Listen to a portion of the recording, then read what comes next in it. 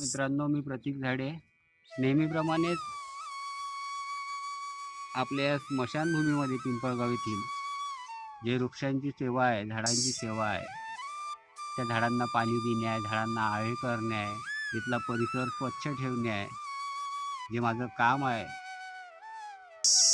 जे मला वाटते की आपण जसं आपल्या परिवारासाठी जगत असतो, असंच आपण आपल्या गावासाठी, राष्ट्रासाठी, देशासाठी जगलं पाहिजे.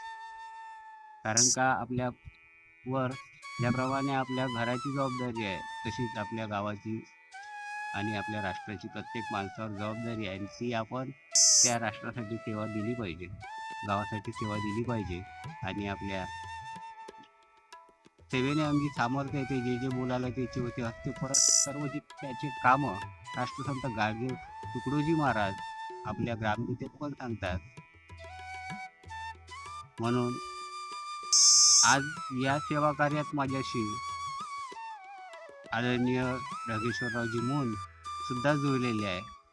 ते पण आज या झाडांना पाणी देत आहेत.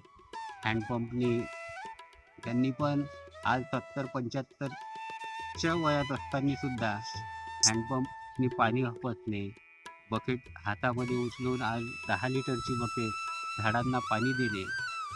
तर मग आज ज्यावेळेस 70-75 वर्षाचे आजोबा जर या पद्धतीने जर गावासाठी सेवा देऊ शकते, तर मग तरुणांनी का नाही? राष्ट्रसंत तुकडोजी महाराज म्हणतात, अरे अगदी भडकला युद्धाचा, अन तू आळशी होऊ न बसे, तरुण असोनी रक्त नवसोय, नवजवान तुझं म्हणू काही. अशी राष्ट्रसंत तुकडोजी महाराज त्यांनी आपल्या भजनातून तरुणांना हाक दिली आणि जाग करण्याचं काम केलं. म्हणून या सेवा कार्यामध्ये प्रत्येक तरुणांनी आपल्या गावाच्या विकासासाठी, गावाच्या हितासाठी, गावाचा चांगला उद्धार व्हाव, आपलं गाव आदर्श व्हावं, यासाठी नेहमी अग्रेसर राहावं, सामोर राहावं.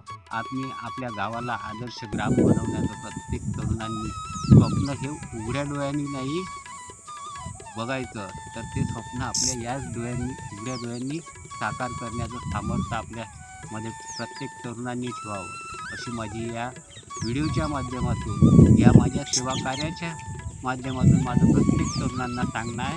आणि प्रत्येक तरुणांनी आपल्या या गावासाठी, देशासाठी आणि राष्ट्रासाठी प्रत्येक तरुणांनी झटावं, एवढीच या व्हिडिओच्या माध्यमातून सर्वांना विनंती आहे. आणि सर्वांना जय गुरु, जय हिंद, जय भारत.